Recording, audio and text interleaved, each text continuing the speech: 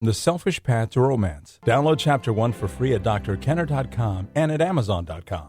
Mike, you want to learn how to love your life, how to enjoy it more? Yes. I want to know, how do I come to love my life, the fact that I'm alive? I don't think I ever have, and that seems to be kind of a fundamental starting point for a happy life. Okay. So, can you give me just a few details of where you're at now, maybe just 2 or 3 sentences? Yes, I'm in my early 30s. I've got a career. I'm thinking about transitioning to a different career that I'm hoping I will like more. I've experienced fleeting moments of happiness in my life, but nothing that's been very long-term.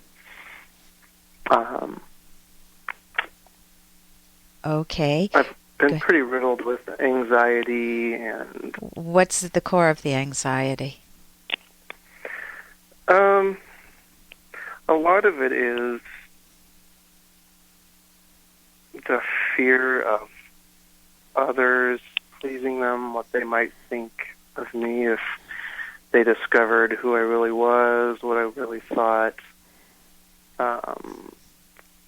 Fear of confrontation.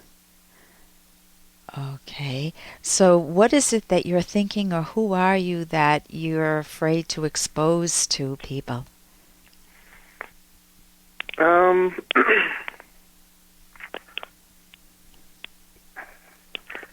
I don't know. I'm gay. I've accepted that, but that was traumatic as a kid growing up. Okay. Kind of a goofy guy deep down, and I've always tried to put up a front like I'm very serious. And so you're living at odds with yourself. You feel like the world wants you to be other than you actually are, and your strategy is to try to cater to them. The them meaning just a global mass of eyes peering in on you, right? Mm-hmm. What if you were willing to just gently run some experiments and challenge that and allow yourself in some situations to be a little more goofy, to come out and say what you mean? Mm-hmm. And go ahead. Yeah, I'm listening. And to value yourself. I mean, partly the gay issue is one thing, and that definitely sets up the dynamics that it's not the cultural norm. So you've got a battle on that end. But how you adopt that really matters.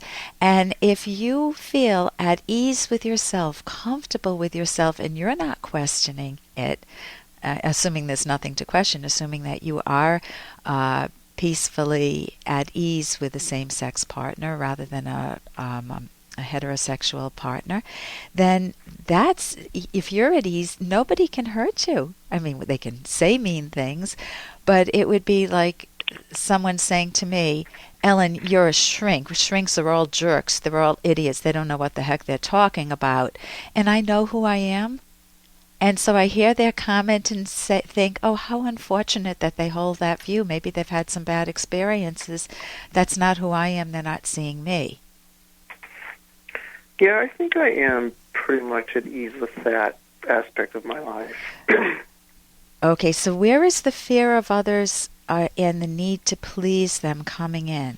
Hey, I got to interrupt this because we've got to pay some bills. 30 seconds, that's it. A very quick ad, and then Ellen will be back. Romance. Ugh, I wish guys knew more about what we want from a relationship. Boy, I wish I knew more about what I want. Where's that ad I saw? Here it is. The Selfish Path to Romance. A serious romance guidebook. Download Chapter 1 for free at selfishromance.com and buy it at amazon.com. The Selfish Path to Romance.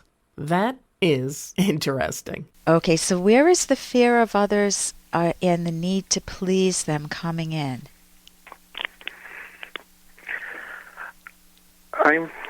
I'm not sure. Were your parents that type of, did they have a parenting style that you just felt like embarrassed coming home if you weren't perfect? No, not really. Yeah? I'm just afraid of I get very uncomfortable feeling when I feel like I'm going to do something that I don't think someone else is going to like. Okay, that was my question. The reason I asked a question earlier is, are you going to do something that violates someone's rights? Are you going to steal, cheat, lie, manipulate, defraud? No. So what type of thing would you be doing that someone may not like?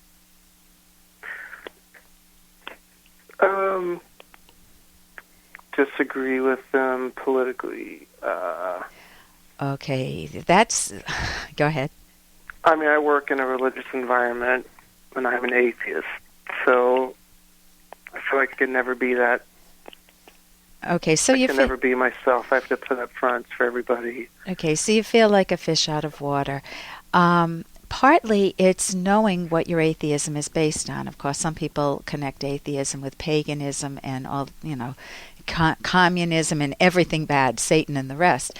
There's also a rational moral code, and that has where you can not believe in God, but that doesn't tell you what a person does believe in. And if you have a rational moral code where honesty and integrity and independence, thinking for yourself, justice, productivity, and basically being rational is your guide, then you can just use that as your basis for connecting with people and just sidestep their, whatever their irrational beliefs.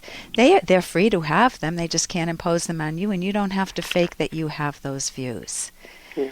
But connect with what you value in other people, because I know for myself, I'm friendly with all sorts of people. From all walks of life, and they have differing views, and we connect better the closer we are, obviously.